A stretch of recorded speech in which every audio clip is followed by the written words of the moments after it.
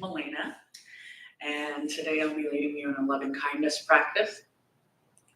But before we get started, I'd like to talk about why we practice loving kindness, why it's important to practice loving kindness. We don't practice for the times when it is easy to offer our compassion or our love to the world. We practice for when it is difficult. We practice for times when our emotions might overwhelm us, or we may be combating feelings of fear. I know that fear can be a very powerful emotion, and it can lead us to let go of our practice and think that we need to close ourselves off to protect ourselves, to make ourselves safe. But what we learn in loving kindness is to sit with that fear and that uncertainty and be able to still continue to put forth kindness and feelings of goodwill toward all living beings. I know that in addition to that, it allows us to continue to be generous with our kindness. Generosity kind of fuels the backbone of loving kindness. We give it without condition. It doesn't depend upon who we are giving it to. It doesn't depend on what they've done. It doesn't depend on where they come from or any other feelings we have about them. We give kindness without condition. Sometimes loving kindness is called universal love, and it is the hope that all beings are free from suffering and can be happy, healthy, and safe in this world. It doesn't mean that that's true. It doesn't mean that's always going to happen.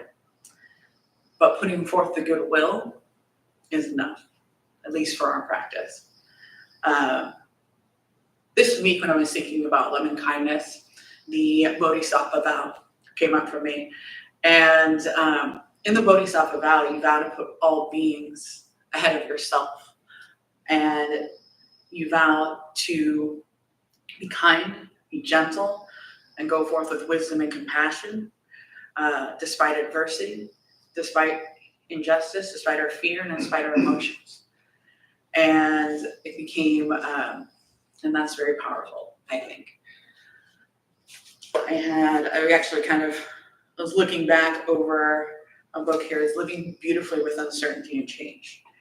And I discovered this book last year when I suddenly lost my job of 9 years, which was tumultuous. There was a lot of fear. I felt like maybe I would never recover from that. But because I had my practice and because I had this plate, I was able to come back and still continue to move forward with compassion, even for people I felt had wronged me. It wasn't immediate. It definitely took some time. But having those feelings and sitting with them and being with them without letting them overwhelm me and making me close myself off to the world. What we're trying to do in loving kindness is open ourselves up to what is happening and accept it, and then move forward with, here, Pema Chodron says, committing to the benefit of others is traditionally called the path of the Bodhisattva, the path of the hero and heroine, the path of the spiritual warrior, whose weapons are gentleness, clarity of mind, and an open heart. And through this practice, we cultivate those three attributes. So without further ado, I'm going to go ahead and get into the meditation practice. Is there anyone here who's brand new to meditation or brand new to Dharma Bum Temple overall? Hi, welcome. Have you ever meditated before? Yeah, I think so. Yeah? All right. So this is going to be a guided meditation. I'm going to speak periodically throughout. What we're going to do in loving kindness is we are going to first send gentleness, kindness, and love to ourselves. We'll then send it to someone we care about very deeply, someone who's completely neutral, someone who might be a bit troublesome, and then we will open our hearts, open our minds, and send love and kindness out to all living beings. As far as posture, sit comfortably. You're all welcome to take a cushion up front and move back to your seat later if you like. I like to sit as if there is a string suspending the back of my head. I find the cushion is most comfortable for me, but if you want to sit in a chair, that's perfectly acceptable. We just recommend putting your feet flat on the ground, but really it's whatever's comfortable. This practice is about being gentle with ourselves, as gentle as we can with the world around us. So I'm going to go ahead and get myself situated so that we can get started. I'll start with 3 invitations of the bell, and I will finish with 3 invitations of the bell.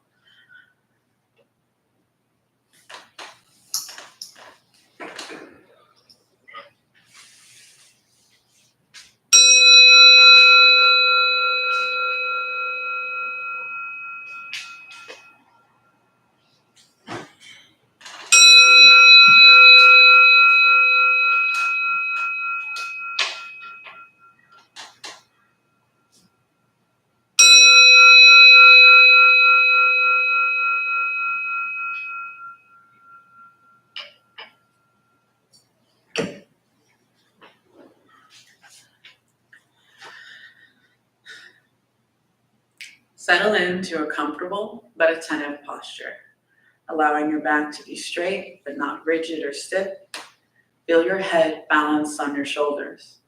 Allow your face and jaw to relax with arms and hands resting in a comfortable position.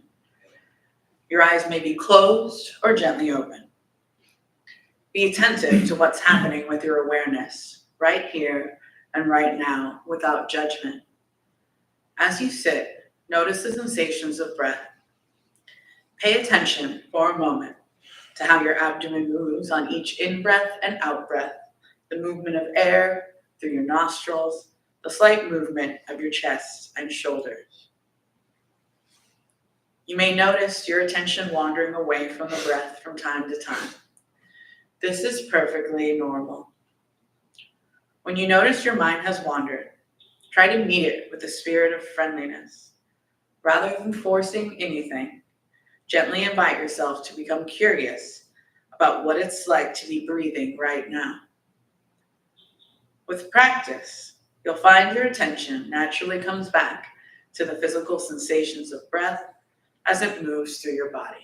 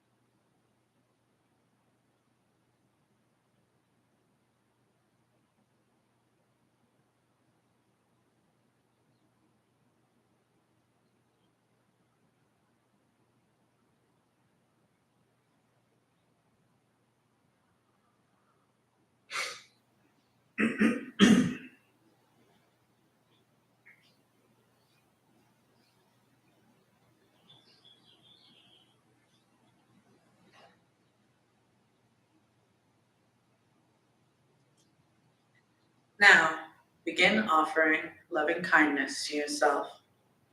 We start with expressing love to ourselves, because without loving ourselves, it is almost impossible to love others. Breathe gently and repeat silently to yourself the following phrases. May I be safe. May I be happy.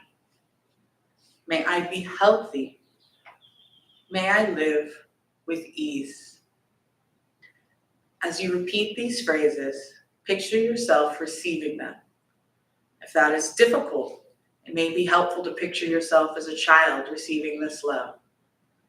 If feelings arise that are contrary to loving kindness, such as irritation, anger, or doubt, be patient with yourself, allowing these feelings to be received in a spirit of kindness, and then simply return to the phrases.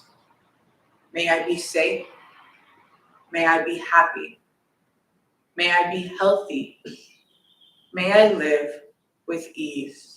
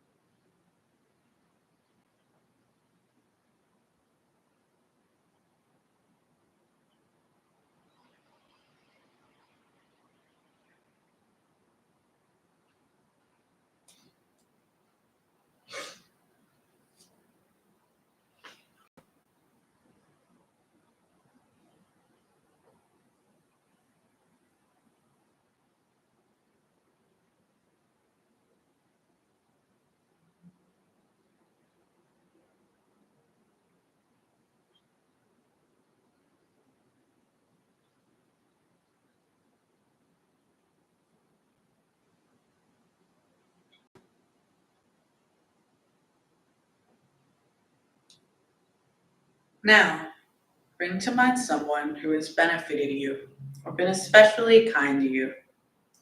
This may be a loved one, a friend, a teacher, or mentor. As this person comes to mind, tune into your natural desire to see this person happy, free from suffering, and at ease with life. Begin to offer this person the same phrases of loving kindness and care. May you be safe. May you be happy. May you be healthy. May you live with ease.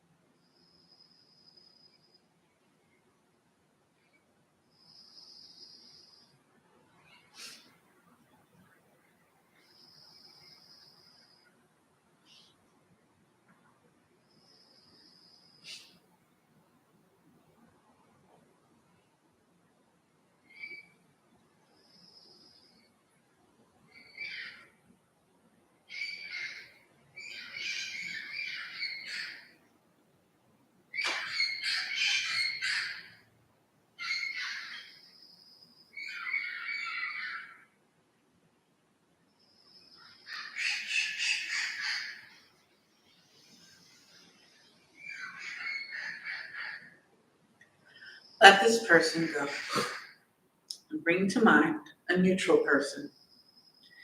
This may be someone you see regularly but don't know very well, or maybe somebody who works somewhere you go a lot, a coworker, a person you've seen at meetings, or maybe a neighbor. Although you don't know this person well, you can recognize that just as you wish to be happy, this person wants to be happy as well. You don't need to know what their happiness looks like. Again, offer this person the phrases of loving kindness. May you be safe. May you be happy. May you be healthy. May you live with ease.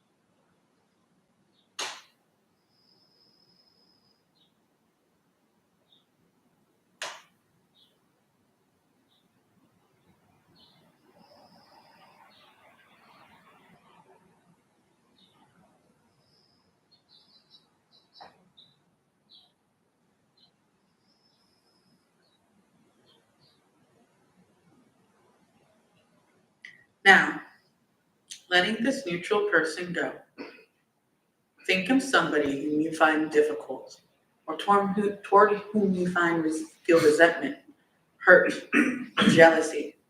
You may not want to pick the most difficult person in your life. Instead, choose someone who is currently irritating or annoying you. Again, offer the phrases of loving kindness, being aware that just as you wish to be happy and free from harm, so do even the most difficult or troublesome people. May you be safe. May you be happy. May you be healthy. May you live with ease.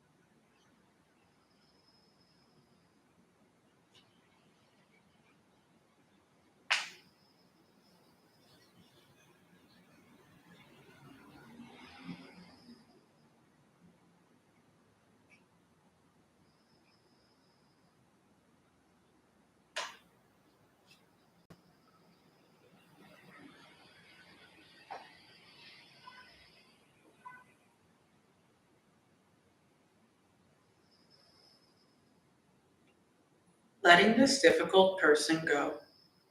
Try to expand your well wishes as wide as you can imagine to your family, your friends, your community, to all beings on earth.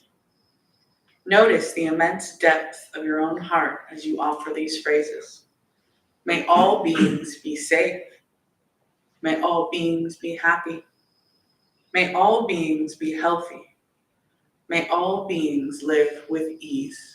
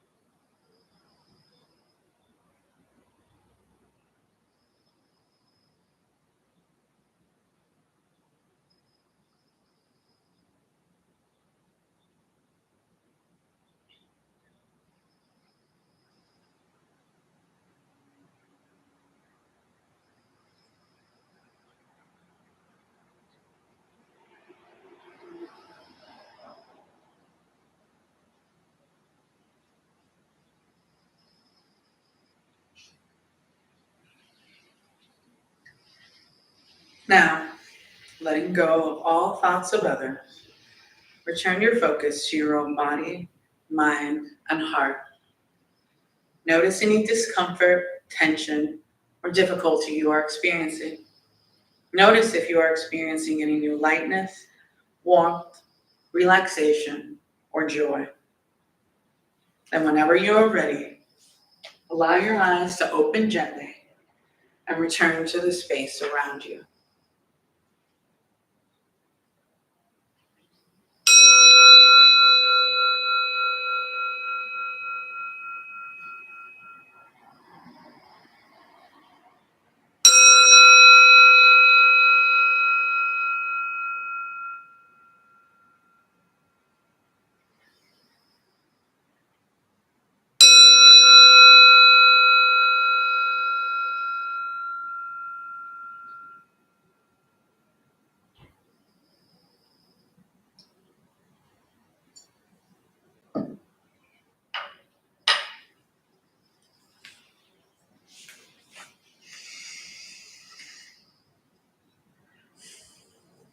Welcome back, everybody.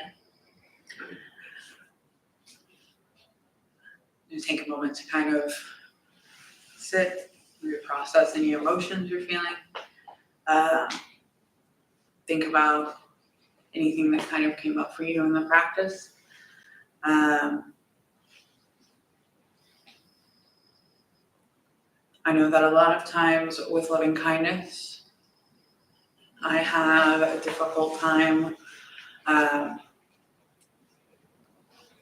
opening my heart and trying to bring kindness to people that I find difficult. I used to think that there were people that didn't deserve kindness. If you don't give me kindness, I don't give you kindness.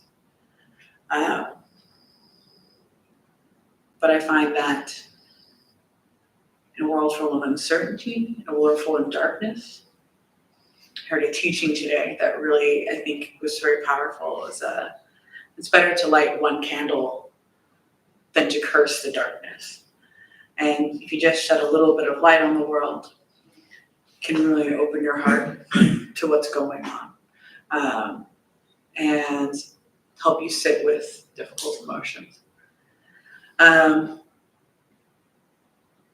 with that, I'll go ahead and let you share about your experience with the meditation.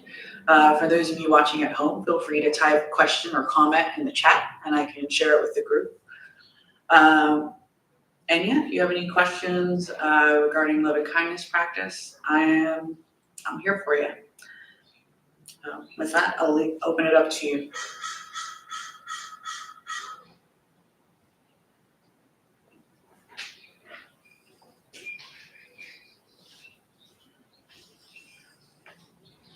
Austin. Hi, I'm Austin. I always like doing loving kindness meditation. I haven't done one in a while, and I want to get back into it. Something that I've been noticing in myself and I've shared with some people is that there are certain individuals, mainly right now, one individual of particular national prominence that I find I don't like how I feel I become when I think of this person. Which means to say, I don't like the darkness that it brings out in me. I've never really felt before like that I wish ill upon someone. And that to me signifies that like, this must be a teachable moment, and like a lot of my beliefs and philosophies are like easy when it's easy. It's easy for people that don't challenge me to like have an open heart. But it's those cases that are like, that my mind says are like the least deserving. That really is when this is like good and necessary. Because one thing I love what you said about it's better to light one candle than to curse the darkness. I feel like the last thing the world needs is more anger and more disdain. And I don't want to be like a bitter, angry person. And I'm not. But I also, see, this is where this becomes practical for me because my solution for a long time, and with many things, is like avoidance. So let me just avoid everything that I find uncomfortable or that I disagree with. And I lived in a little bubble for a while. But that's not really addressing anything internally. I know I can't change other people. But, the fastest way to become like those people that I don't want to be like is to like feed that self-righteous judgment. So I know at the core of everyone is a scared little wounded child. I'll speak for myself. At the core of me is a scared little wounded child. And it feels good to cultivate feelings of love. I like how that feels. I don't know why I wouldn't do this all the time. And what it really shows is that it takes no energy to, well, one, I feel like this is an exercise that gives energy rather than takes energy to do. I feel great now. And I don't know if anything will ever change on the outside because of it, but like what matters to you right now is that like I want to cultivate more love and compassion within me because that's part of my journey for myself, my healing. And I'm kind of drifting now, so I will end it there. But thank you. That was wonderful. Thank you. I may respond in just a little bit. So in terms of avoidance is, of course, a form of craving and desire. It is the desire for things not to be, right? So when we do that, it's a form of almost like a willful ignorance or like a delusion that we are attempting to avoid but we don't want to face. And part of the practice is sitting with it. That's why, and you'll hear it a lot, Buddhism is simple, but the practice isn't necessarily easy. There are a lot we can do. In terms of anger or hatred, no matter who it's directed at, there's a saying is that we are not punished for our anger, we are punished by it. So our anger and hatred, no matter who we hold it for, is only going to hurt ourselves. And by cultivating love and compassion within ourselves, we are lessening our own suffering, regardless of the realities that are existing in our world. That's why it's so important to have that sort of universal love, because despite how you may feel about another person, they are likely acting from their own place of suffering. When you meet any stranger on the street, I think one good way to cultivate compassion is when you walk up to any person on the street, no matter if they have been rude to you or something, they ran the red light, whatever, they are struggling with their own suffering at any particular time. I know, and you should treat them as such. In the last couple of years, I've had to deal with the passing of some elderly relatives. And there are feelings of grief that I walk around with sometimes, certain things will remind me. And, I remember immediately after one of them passed away, someone I worked with was really mean to me. And I was like, hey, can you just take it easy? It's like my aunt passed away yesterday. And they were like, oh, I didn't know that. It shouldn't matter if they knew that or not. You shouldn't treat people differently because of condition. Loving kindness is without condition. Compassion is without condition. It doesn't matter if you know they're going through something or what it is specifically, they're going through something probably, whether it's big or small. That's the first noble truth. There is dukkha, there is suffering. And, that suffering can be as like, oh, I stubbed my toe today and now that's like bugging me all day. And that's something that's distracting them. Or it could be something large and major. Usually it's the small stuff. Like today, I ran into a bunch of stuff in my apartment today, and I was like, who moved my apartment around? Like, who moved the walls in here? But no, it was just me being a little clumsy. But it was small, it was suffering, and it kind of like irritated me. Now, if I go out into the world and I take that bit of irritation and that anger out into the world and start spreading it, then it becomes more suffering for more people. So when we practice compassion to other people, we're really also practicing love and kindness and compassion for ourselves. And that's why it is, without condition. I'll say that over and over and over again. These things are unconditional, because not only do they benefit you, they benefit everyone. It's a net good. Like net good is good. Like, whether or not, people are responding to it in a way. We don't give kindness with the idea that we'll get something in return. Hope that helps. Thank you. Welcome.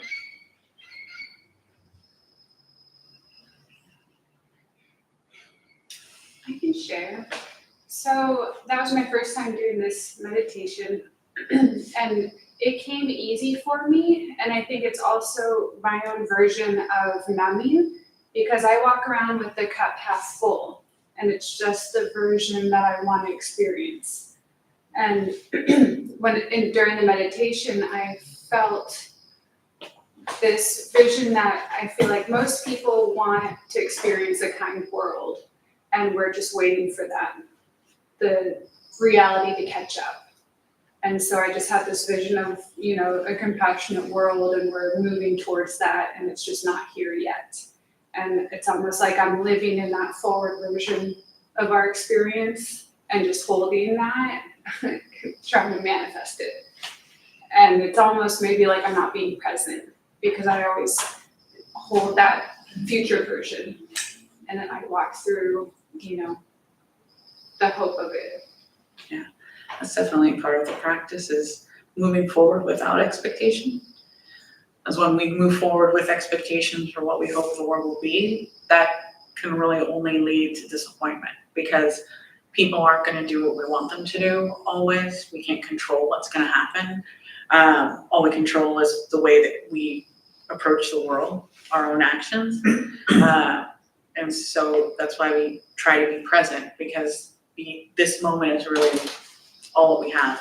It's all, and learning to accept things as they are, and still finding joy, and still finding happiness, and still finding compassion and love for everyone. That's really more of that's the practice.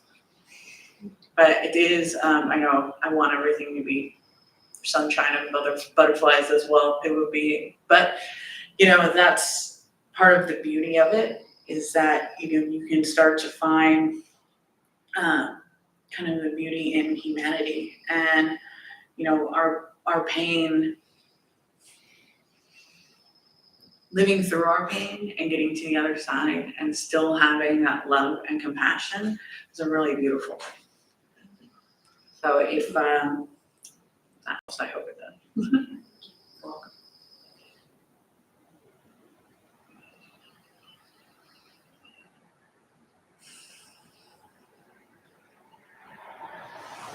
Sure. So my perspective is,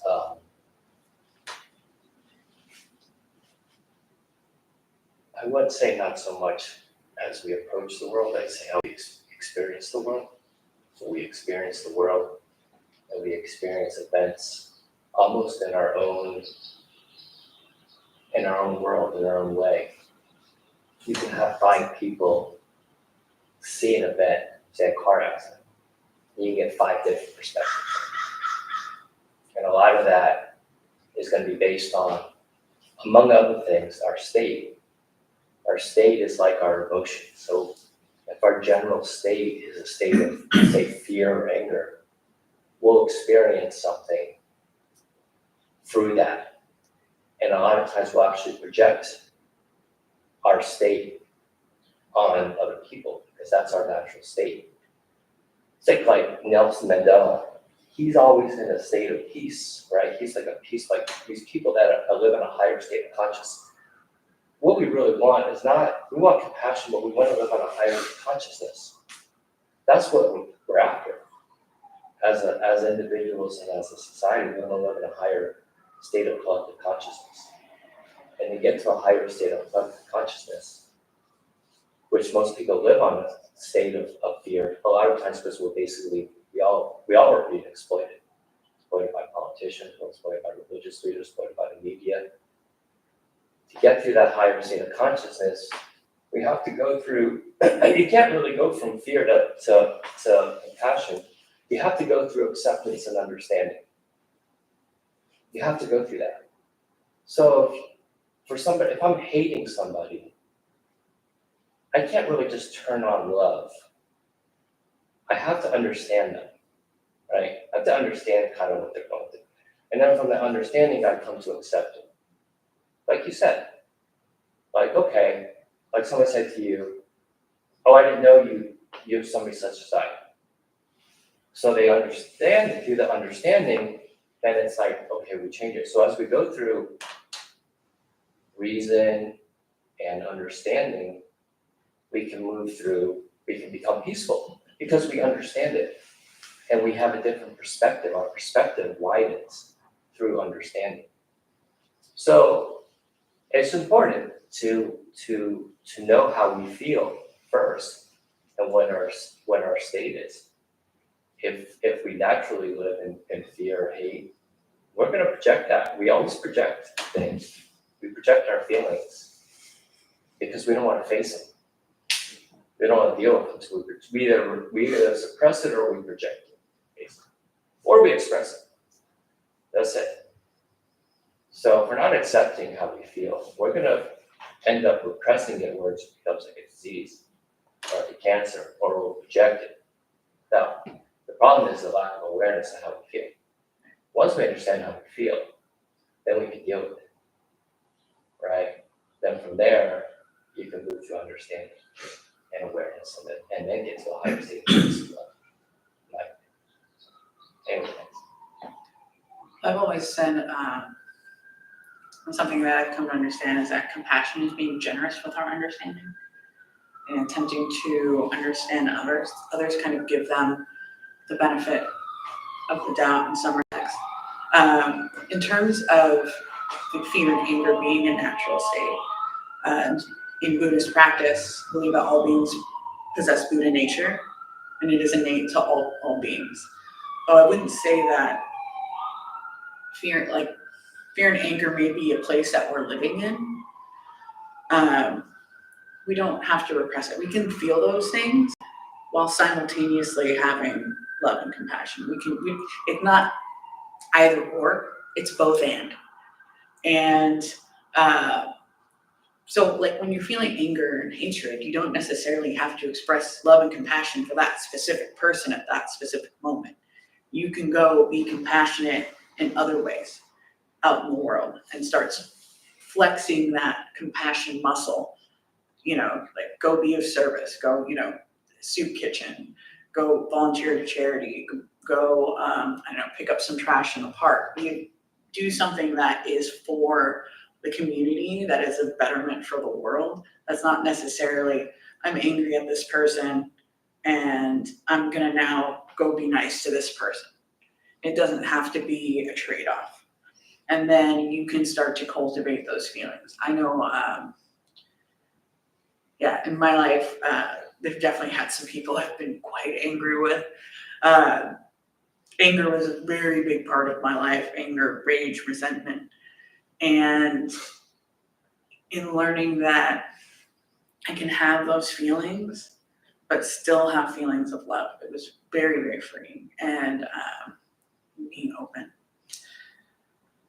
I don't know where I'm at.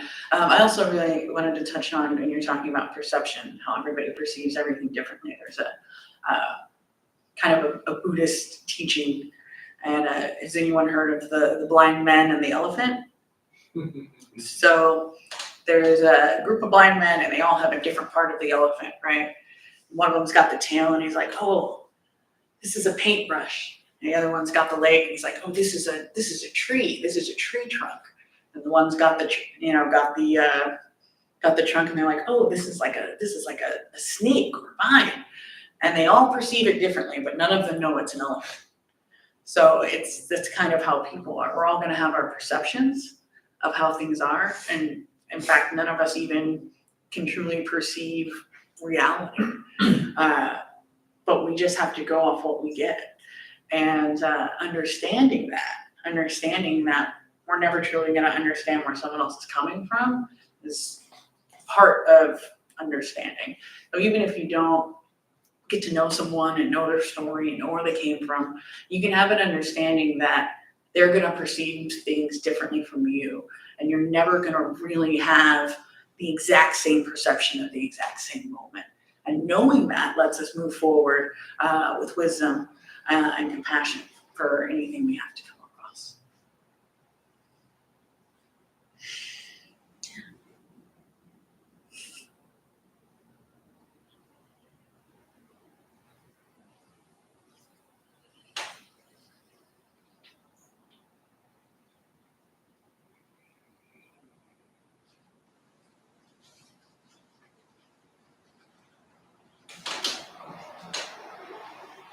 Okay.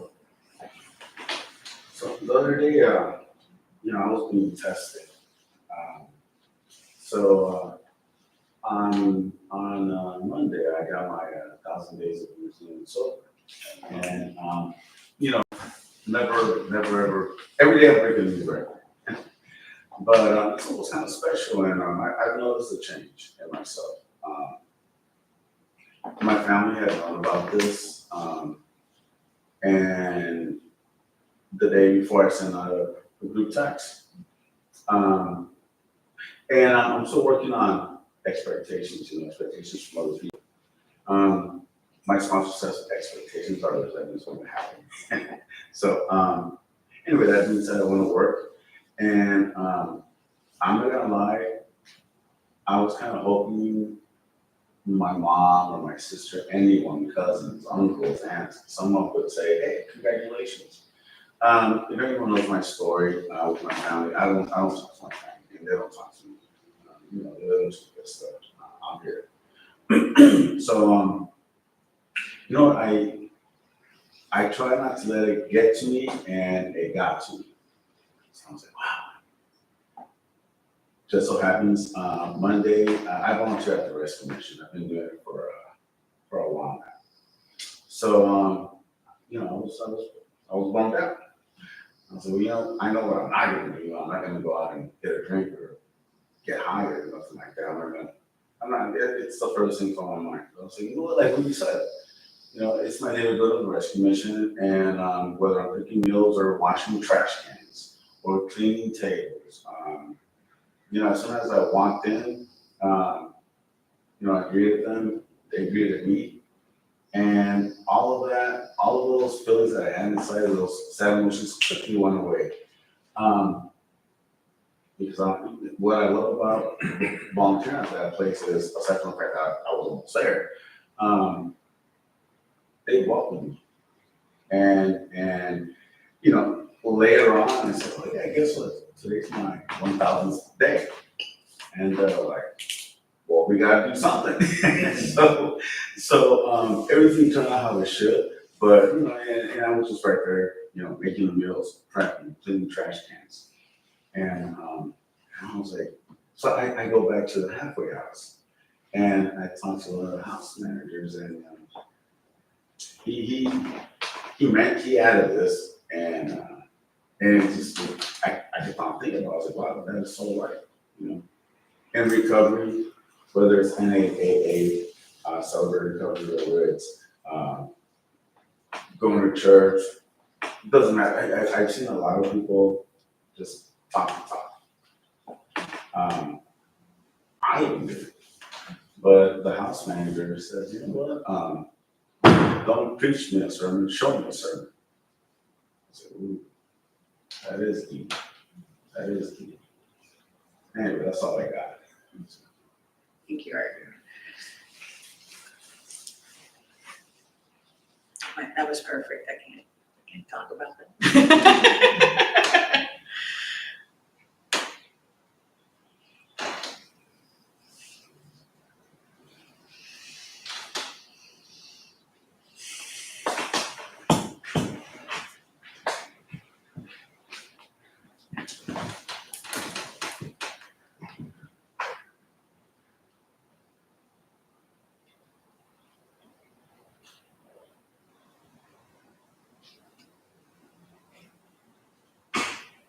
I'd like to participate. Can you repeat Yeah. the question?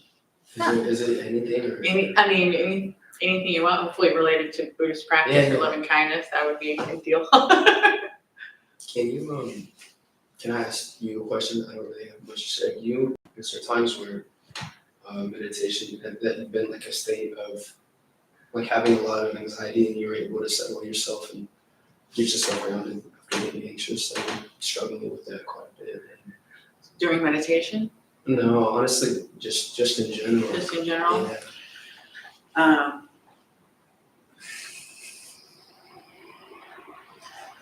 So the practice doesn't take away your anxiety. Sorry, I haven't been summarizing for people at home, but this is a much simpler question, just like how do you deal with anxiety and using meditation and things like that. But what it allows you, what the practice is going to allow you, what hopefully is the idea, it'll allow you to sit with that anxiety and not let it affect you so greatly. A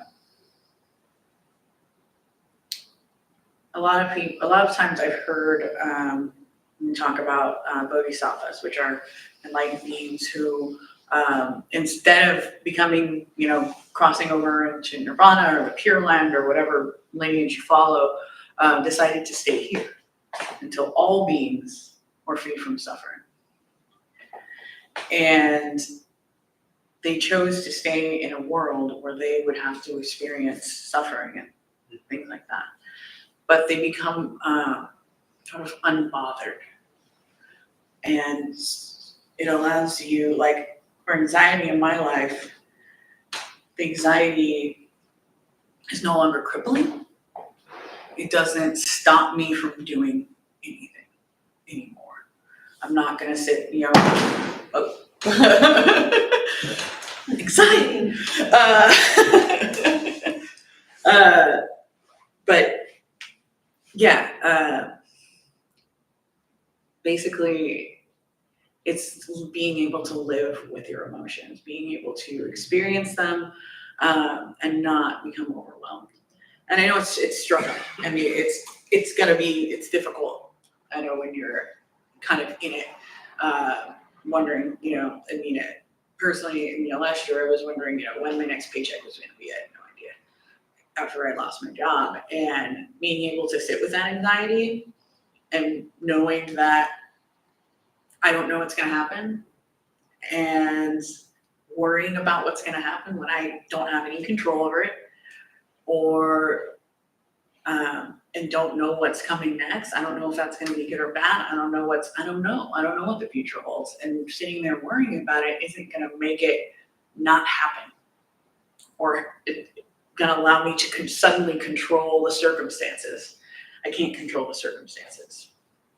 And so when we sit in meditation and we're present, we kind of just sit with this moment.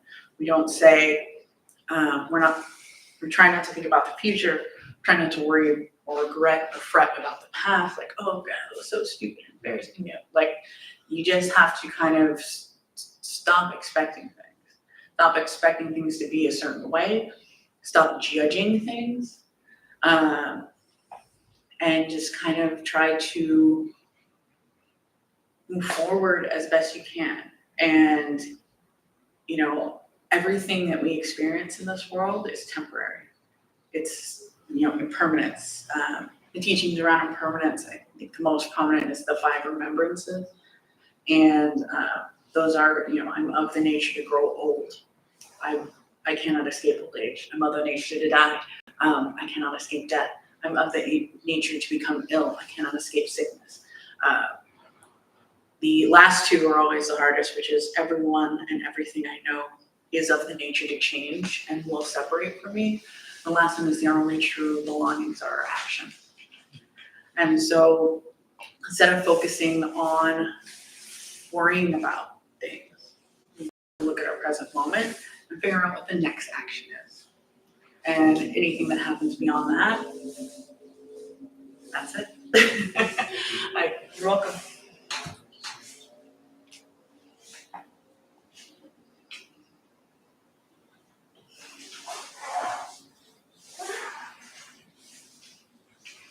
I'd like to add to that, just with the anxiety.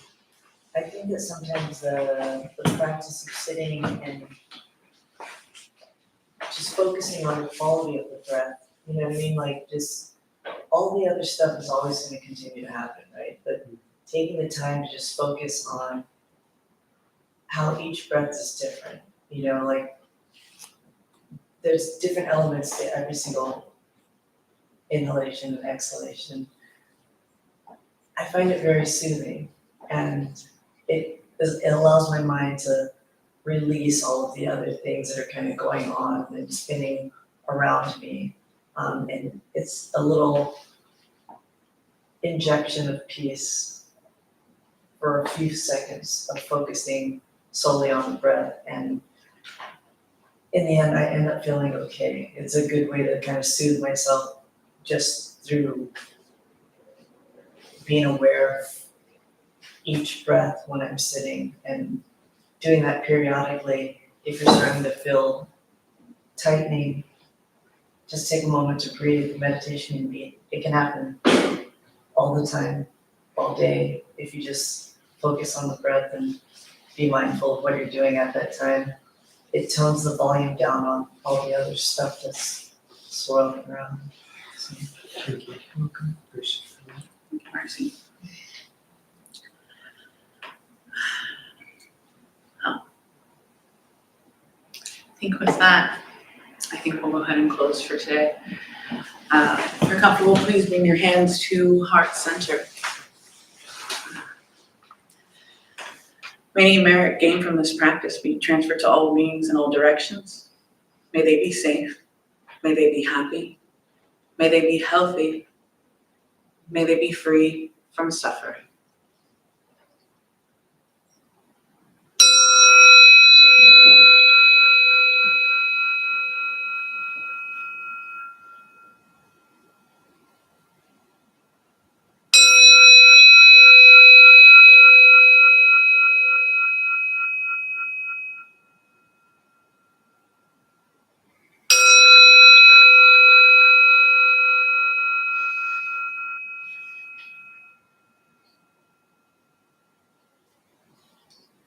All right. Before you all take off, we do have a couple announcements. First, there's going to be a Zen garden, the Zen garden that will be happening right out here at front. We'll have a dedication this Saturday at 11 a.m. We'll have some Sri Lankan monks here, and that I believe will be at 11 a.m. There's information about the Shira. Also, if you'd like to join us to march in the Pride Parade this year, it'll be July 19th. Additionally, more importantly, Monday, July 21st, we will be cleaning up after everything in Balboa Park. So if you can be a part of both of them, or one or the other of those things, you can RSVP on the Dharma Bum website. And Marcy has an announcement. All right, hello everyone. I'm tonight's host. My name is Marcy. We opened the Dharma Bum Temple 18 years ago to introduce Buddhist practice to those who show up. Those who lead are not nuns, monks, gurus, masters, or teachers, and are not looking for students. They're simply practitioners sharing their interpretation of the practice. Every night we have different classes led by different people from various Buddhist traditions. We have a recovery sangha that meets several times a week for anyone with addiction, and our food redistribution program is every Thursday at 4:30 p.m. We have classes and programs every day, and everything we offer here is always free. The full schedule is in our website, and it's also posted on the hallway above the shoe rack. We have a lending library. If you see a book that you like, feel free to borrow it and then bring it back whenever you are done with it. Please straighten your seats and cushions before you head out. And if a few people could stay behind to close and latch the windows, that would be helpful. Thank you for being here. We wish you well and hope to see you all again.